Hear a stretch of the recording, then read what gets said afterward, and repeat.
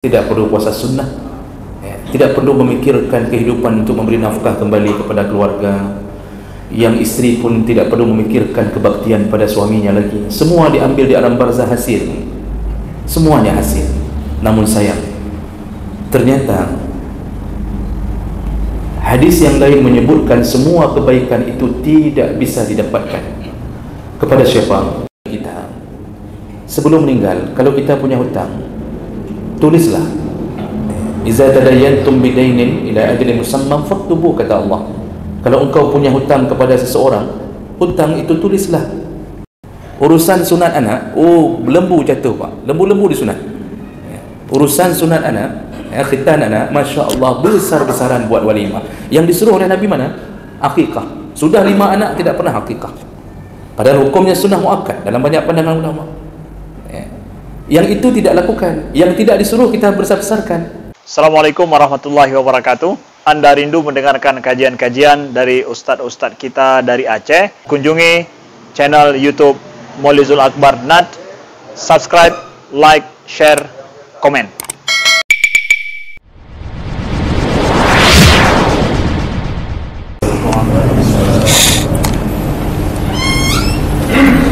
Alhamdulillahirabbil alamin. Hamdan katsiran thayyiban mubarakan fihi. Asyhadu an la ilaha illallah wahdahu la syarika lah wa asyhadu anna Muhammadan 'abduhu wa rasuluhul karim. Allahumma shalli wa sallim ala nabiyyina Mustafa Muhammadin wa ala alihi wa ashabihi ajma'in. Amma ba'd. Rabbi shrah li sadri wa yassir li amri wahlul 'uqdatan min lisani yafqahu qawli.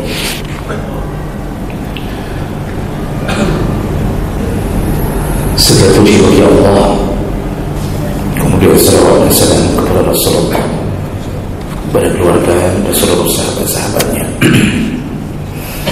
Bapak Ibu jemaah salat subuh yang Allah muliakan insyaallah.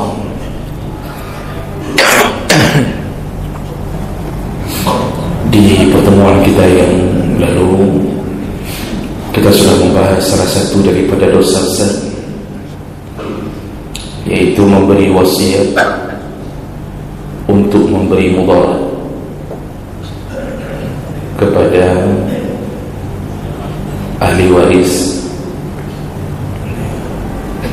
Jadi dalam wasiatnya menyebabkan ada kezaliman yang terjadi kepada salah satu pada ahli waris,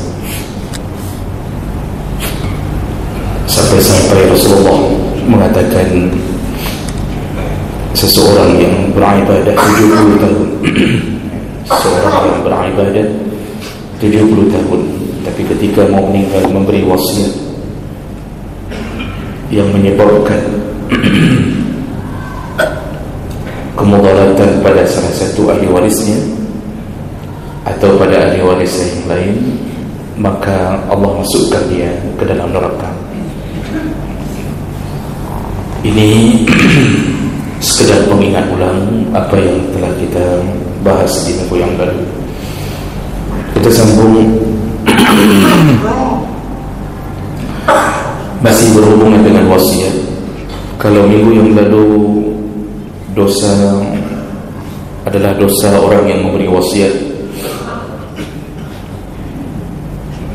pada pagi hari ini dosa yang kita bahas adalah dosa yaitu tarku iqraril marid bima alayhi min ad-duyun atau 'indahu min al-a'yan, yaitu dosa orang yang mengabaikan wasiat dari orang yang mau meninggal, yang wasiat itu berhubungan dengan hutang pada orang lain ataupun benda yang dititipkan padanya. Jawab Allah ketika Allah menyebutkan tentang ayat-ayat warisan, di ujung ayat Allah menyebutkan min ba'di wasiyatin tusuna biha aw dain. baru boleh engkau melaksanakan warisan itu setelah engkau melaksanakan wasiat dari si mayat atau membayarkan hutang si mayat. Ini apa maksudnya? Tentu kita ketahui bersama, haram hukumnya membagi warisan sebelum diselesaikan wasiat yang telah disampaikan oleh si almarhum atau membayarkan hutang almarhum. Nah, wasiat ini yang harus dilaksanakan dalam pandangan para ulama ketika diringkas masalah ini. Mereka mengatakan wasiat yang wajib dilaksanakan yaitu yang pertama, wasiat yang berhubungan dengan hak orang lain, wajib dilaksanakan. Wasiat yang berhubungan dengan hak milik orang yang masih menyangkut dengan almarhum, baik menyangkut masalah hutang si mayat atau menyangkut masalah benda yang dititipkan pada si mayat. Kalau si mayat sebelum meninggalnya ketika sakit, ia sempat mengatakan kepada salah satu ahli waris atau dia meninggalkan catatan bahawa ayah masih berhutang kepada fulan dengan jumlah sekian, lalu diwasiatkan kepada ahli waris, itu wajib ahli waris menyampaikan hutang itu seperti isi wasiat. Ataupun ada sesuatu yang pernah dititipkan padanya dan belum dikembalikan, walaupun hal-hal sederhana. Mungkin almarhum pernah berwasiat kepada ahli waris bahawa ada barang orang yang masih di tangan kita, tolong seandainya ayah meninggal, kembalikan barang itu. Bisa saja terjadi, karena dalam hari-hari kita kadang-kadang kita pinjam lupa mengembalikan. Begitu mau mati baru teringat. Makanya hari ini orang banyak yang suka-suka pinjam, kalau enggak mati-mati enggak teringat.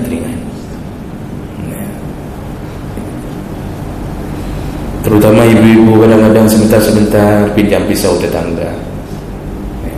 Ada acara pinjam sendok tetangga. Sendok dipinjamkan 200 sendok, yang dipulangkan cuma 189 sendok. 11 sendok hilang. Itu barang titipan orang itu. Hal-hal kecil pun Allah akan tanya. Sekecil apapun urusan dengan sesama manusia, kalau meninggal, itu menjadi perkara yang menyebabkan tersangkutnya kita untuk mendapatkan amal baik kita sendiri. Kita baik, akhlak kita baik, kita salat berjamaah, kita sudah umrah sampai 5 kali dengan travel yang berbeda, kita sudah pergi haji, kita sering sedekah, tapi ada barang titipan orang yang tidak kita sampaikan. Selama itu tidak ditunaikan oleh ahli waris, apa kata Rasulullah dalam hadis? Nafsul mu'min mu'allaqah. Jiwa seorang mukmin di alam kuburnya mu'allaq, tergantung-gantung. Dengan apa tergantung? Bidaini, dengan hutang yang dia tinggalkan. Ini baik hutang wang, hutang barang. Yang selayaknya di dalam hadis riwayat Ahmad bin Hanbal, orang yang sudah masuk berpindah ke dimensi lain, yaitu pindah ke alam barzakh, dijelaskan panjang oleh Rasulullah, dia akan mendapatkan segala apa yang dia usahakan di atas dunia. Langkah kakinya menuju ke masjid berubah menjadi pahala. yang dia tunggu selama ini untuk diambil hasilnya, sedekahnya, zakatnya, hajinya, bahkan urusan-urusan yang menyangkut orang lain, dia pelihara anak yatim, semua akan dicurahkan Allah di alam barzah untuknya. Makanya Rasulullah mengatakan dalam hadis panjang itu, ketika seseorang meninggal dunia dikirimkan untuknya, jadi setelah melewati fitnah, setelah melewati pertanyaan dengan baik, ditanya ma rabbuka, ditanya ini, ditanya itu, ya, pertanyaan-pertanyaan yang sederhana, yang menjawab adalah iman, lewat, lulus, alhamdulillah, selesai pertanyaan itu. Itulah ujian terakhir bagi kita. Begitu selesai pertanyaan itu, dikirimkanlah kepadanya makanan dari surga. Dalam hadis riwayat Ahmad bin Hanbal, dia belum boleh masuk surga, tapi makanannya dikirimkan Allah ke alam barzah. Lalu dikirimkan minuman dari surga, lalu disiapkan tempat tidur terbaik untuknya dari kasur surga. Lalu kemudian setelah dia mendapatkan fasilitas itu, tiba-tiba dia melihat makhluk yang indah sekali, tampan, ya, bercahaya. Lalu dia bertanya, siapa engkau? Makhluk ini menjawab, aku amal salehmu di dunia. Bersama amal itulah kita hidup sambil menunggu-nunggu kapan datangnya tiupan sangkakala pertama. Tapi kita belum boleh bangkit kembali ke padang mahsyar. Wa tatba'uha ar-radifah, diikuti sangkakala yang kedua untuk mengeluarkan semua makhluk. Disitulah kita selesai penantian kita. Bangkitlah kita di padang mahsyar. Jemaah maka Allah, hadis itu menunjukkan apa? Semua yang kita dapatkan kebahagiaan hasil daripada kerja kita sendiri. Di situ kita istirahat, benar-benar istirahat. Tidak ada lagi beban, tidak perlu lagi salat, tidak perlu puasa, tidak perlu puasa sunnah, tidak perlu memikirkan kehidupan untuk memberi nafkah kembali kepada keluarga. Yang istri pun tidak perlu memikirkan kebaktian pada suaminya lagi. Semua diambil di alam barzah hasil, semuanya hasil. Namun sayang, ternyata hadis yang lain menyebutkan semua kebaikan itu tidak bisa didapatkan. Kepada siapa? Mereka yang masih tertinggal hutangnya di atas dunia. Jadi dia masih dalam kategori ada sangkut paut dengan orang lain. Saking dahsyatnya urusan hutang ini, kalau tidak diselesaikan di dunia, sampai-sampai Rasulullah mengatakan orang yang syahid pun diampunkan semua dosa-dosanya illa dain, kecuali dia berhutang. Yang syahid itu salah satu amalan yang menyebabkan tidak berlaku hisab untuknya. Tapi Masya Allah, walaupun dia syahid tapi hutangnya tertinggal dan tidak diridai oleh orang yang punya, oleh orang yang memberi hutang, selama itu nafsu jiwanya mu'allaq, terkatung-katung. Maksud terkatung-katung apa? Para ulama menyebutkan syarah hadis ini, maksudnya bukan terkatung-katung apa seperti kata orang hari ini, penasaran, arwah penasaran, lalu keliling-keliling ke dunia, balik ke rumahnya sampai disediakan makanan oleh yang punya rumah, di bawah tudung saji, ditunggu-tunggu nanti malam dibuka tudung saji, lalu nampak ayah di depan pintu di setiap malam Jumaat, kadang-kadang katanya di atas seng. Itu semua cerita tidak berdalil, dan itu bukan kebenaran cerita itu. Jadi jemaah maka Allah Subhanahu wa taala bukan arwah penasaran. Karena orang hari ini karena sifat kliniknya tinggi di Indonesia, itu seakan-akan dijadikan ada arwah penasaran keliling-keliling. Nanti urusannya supaya dia enggak bisa keluar lagi dari kubur, itu dibalikkan batu nisan, yang kaki ditaruh ke kepala, yang kepala ditaruh ke kaki. Inilah Indonesia. Sampai ada pawang bisa bicara dengan awan. Inilah Indonesia. Jadi mempertontonkan kesyirikan dan kebodohan di depan khalayak ramai. Tapi bangga. Bangga. Ini negara-negara plus 62, apapun ada di dalamnya. Jemaah mereka Allah Subhanahu Wa Taala. Jadi yang dimaksud tergantung-gantungnya itu, dia tidak akan dapat kebaikan yang telah dijanjikan oleh Allah tadi. Tidak diturunkan makanan dari surga, tidak diberikan minuman dari surga, tidak diberikan kasur dari surga, tidak ada amal yang datang menemaninya sampai diselesaikan semua urusannya di atas dunia oleh ahli warisnya. Ini bahayanya meninggalkan ahli waris yang tidak saleh. Anak-anak kita kadang-kadang ahli kimia, ahli fisika, ahli matematika, tapi tidak tahu cara berhitung bagaimana ayahnya supaya selamat. Tapi setiap kali hari ayah dia mengatakan, aku cinta padamu ayah, tidak ada ayah lain. Padahal mamaknya sudah kahwin lagi, berarti ada ayah lain. Dia ulang-ulang kalimat cinta itu. Waktu hidup ayahnya diberikan kado, semuanya dia lakukan. Tapi ketika ayahnya meninggalkan hutang atau ada titipan barang orang, dia tidak laksanakan wasiat itu. Habislah kita, hancurlah kita di alam barzah sana. Anak kita berebut untuk mendapatkan warisan, tapi hutang kita tidak dibayarkan. Salah siapa? Tentu bukan salah mereka saja, kita pun salah. Kenapa kita tinggalkan anak yang seperti itu? Makanya Allah telah mewanti-wanti dengan mengatakan, falyakhshal ladzina law taraku min khalfihim dzurriyyatan dhi'afa.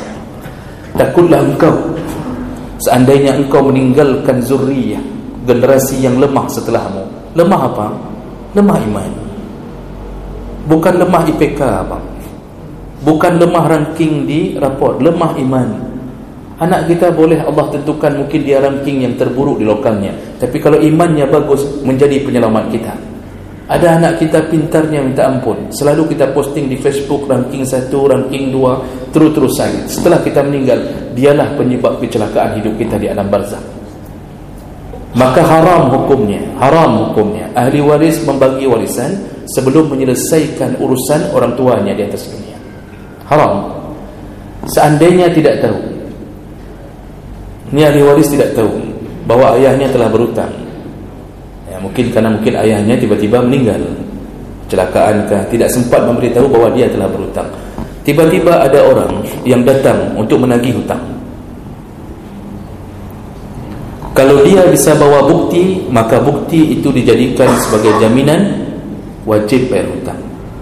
Seandainya ada bukti, Rasulullah mengatakan al-bayyinatu liman idda'a wal yamin ala man ankara. Ya. Barang siapa yang menuntut sesuatu bawa bainah, bawa bukti. Ada tidak kwitansi? Nampak tidak kepalsuan? Atau coba cek betul-betul tidak itu tanda tangan ayah kita? Ada saksi tidak waktu mereka berhutang? Tanya urusannya dengan saksi-saksi, tanya. Kalau sudah terbukti, jangan persulit urusan ayah kita di alam kubur, segera bayar. Oh, sudah dibagi warisan karena tidak tahu, kumpulkan kembali uang warisan itu, ambil sesuai dengan persen yang mereka dapatkan, kembalikan, anak-anak kembalikan semuanya. Padumpeng ayah, terutang ayah 50 juta, anak-anak itu kembalikan semua 10 juta, yang perempuan kembalikan 5 juta. Selamatkan ayah, selamatkan ibu. Apa guna kita ucapkan Rabbighfirli wa liwalidayya, hutang ayah kita tidak bayarkan, padahal itulah yang menyebabkan kemurkaan Allah Subhanahu wa ta'ala. Maka jemaah mereka Allah, dosa-dosa terbesar hari ini yang ditanggung oleh para ahli waris, yaitu tidak melaksanakan wasiat yang berhubungan dengan hak orang lain. Juga menjadi pelajaran bagi kita. Sebelum meninggal, kalau kita punya hutang, tulislah. Iza tadayantum bidainin ila ajalin musamman faktubu, kata Allah. Kalau engkau punya hutang kepada seseorang, hutang itu tulislah. Maksud ditulis, kalau tidak mampu bayar masa hidup, tulislah. Tapi kalau mampu bayar, jangan tulis-tulis saja, tidak bayar-bayar. Ini ada orang sudah mengikuti perintah Allah, saya tulis Ustaz, saya tulis, hutang semua saya tulis, dibayar tidak satu pun, Pak. Cuma ditulis-tulis saja. Ini celaka juga orang begini. Matlul ghani zulmun, orang-orang yang berani menunda hutang di saat sudah punya uang, matinya zalim, seperti matinya orang zalim, karena dia telah menzalimi saudaranya. Maka jemaah mereka Allah Subhanahu wa taala, berhati-hatilah uang yang telah kita dapatkan, dari harta ayah kita, dari harta ibu kita. Sudahkah kita selesaikan urusan mereka? Bagaimana nasib mereka di sana? Meninggalkan anak-anak yang menghancurkan hidup mereka. Kadang-kadang kita aneh, yang wajib bayar hutang kita tidak bayar. Yang urusan-urusan sangat lemah urusannya, seperti model-model kita ambil harta si mayat lalu kita bayarkan kafarah salat untuknya, itu dalam pandangan mazhab Syafi'i pandangan paling lemah. Paling lemah. Dan mazhab Syafi'i sendiri mengakui pandangan untuk tulak berh sebagai pengganti kafarah salat itu pandangan paling lemah dalam mazhab mereka. Yang paling kuat yang mana? Perkataan Imam Syafi'i sendiri di dalam kitab yang menyebutkan man mata iza mata ibnu Adam fa alaihi salawat, apabila seseorang meninggal dunia dan masih tertinggal salatnya, lam tuqda, tidak diqadha oleh ahli waris. Jadi tidak ada cerita mengqadha salat orang tua, tidak ada. Walam tufda, dan juga tidak dibayarkan fidyahnya, kata Imam Syafi'i. Dan ini diikuti pandangan ini oleh murid-muridnya yang besar-besar pun, masuk Imam Nawawi segala macam. Sedangkan yang urusan mengganti salat dengan berupa beras, uang, itu pendapat paling lemah dalam mazhab Syafi'i. Anehnya kita utamakan yang pandangan yang mungkin bahkan kita bisa bilang tidak ada sandarannya. Kita utamakan habis harta mayat untuk urusan itu. Hutang orang hendak bayar.